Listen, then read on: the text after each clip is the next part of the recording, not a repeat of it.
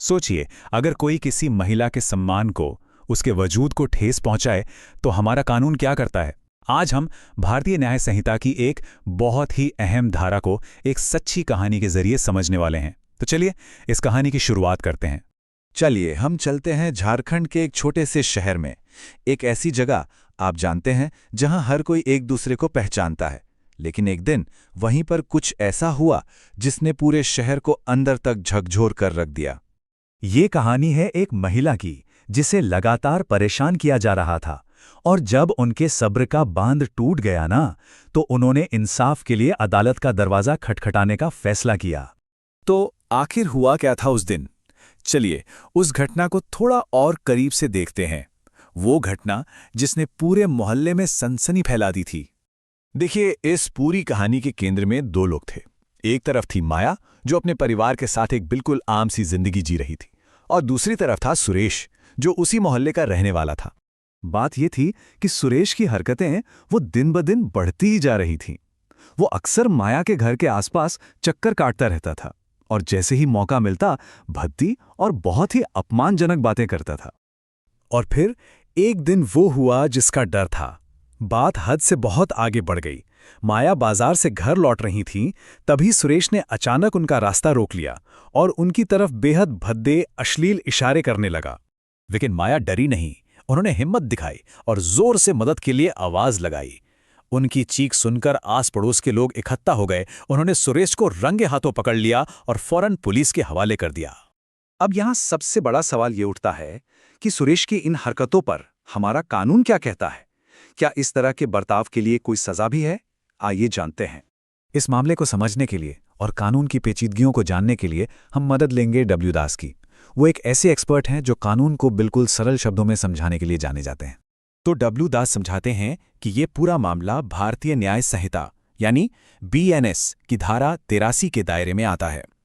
BNS, जैसा कि हम जानते हैं, देश का नया क्रिमिनल कोड है, और ये धारा सेक्शन 83 बिल्कुल साफ साफ कहती है कि कोई भी ऐसा शब्द, कोई इशारा या कोई भी काम जिससे किसी महिला की गरिमा को ठेस पहुंचे, वो एक अपराध है। तो फिर अगर हम सुरेश की हरकतों को कानून के इसी चश्मे से देखें तो क्या दिखता है? पहली बात, उसकी वो भद्दी बातें, वो सीधे तौर पर माया की लज्जा का अपमान थी। दूसरी, उसके वो अश्लील इशारे, वो उनके सम्मान को भंग करने के इरादे से ही किए गए थे। और सबसे जरूरी, ये सब कुछ अनजाने में नहीं बल्कि जानबूझकर किया गया था, उन्हें मानसिक पीड़ा पहुंचाने के लिए। तो अब ये मामला अदालत में था। गवाहों को बुलाया गया, सारे सबूत पेश किए गए, और इंसाफ का पहिया धीरे धीरे घूमने लगा। कोर्ट में गवाहों के बयानों और जो भी सबूत सामने रखे गए, उनके आधार पर यह बात पूरी तरह से साबित हो गई कि सुरेश का जुर्म पक्का था। तो अब सवाल बस एक था, अदालत क्या फैसला सुनाएगी?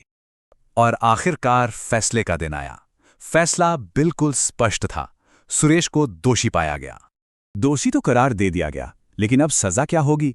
हमारा कानून इस तरह के अपराध के लिए क्या सजा तय करता है? आपको जानकर शायद हैरानी हो, लेकिन इस अपराध के लिए कानून में काफी सख्त सजा का प्रावधान है। दोषी को 3 साल, जी हां, 3 साल तक की जेल हो सकती है। तो बीएनएस की धारा 83 के तहत सजा एकदम साफ है।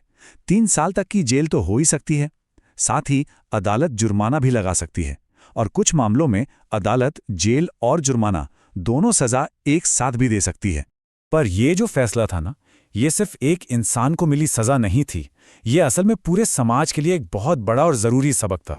जब सारी कार्रवाई खत्म हुई तो वहां मौजूद लोगों को एक बात साफ साफ समझ में आ गई कि जिसे वो अब तक छोटी मोटी छेड़छाड़ कहकर नजरअंदाज कर देते थे, वो असल में कानून की नज़र में एक बहुत गंभीर अपराध है कि किसी भी महिला के सम्मान को ठेस पहुंचाना कोई मजाक की बात नहीं है। और जैसा कि डब्ल्यू दास ने आखिर में कहा, ये एक ऐसी बात है जो हम सबको हमेशा याद रखनी चाहिए। हमें हमेशा महिलाओं का सम्मान करना चाहिए और हमें हमेशा कानून का पालन करना चाहिए। ये सिर्फ एक कानूनी बात नहीं है, ये हमारी सामाजिक जिम्मेदारी भी है।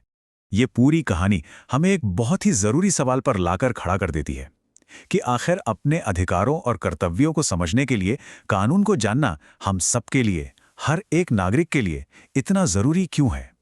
इस पर सोचिएगा जरूर।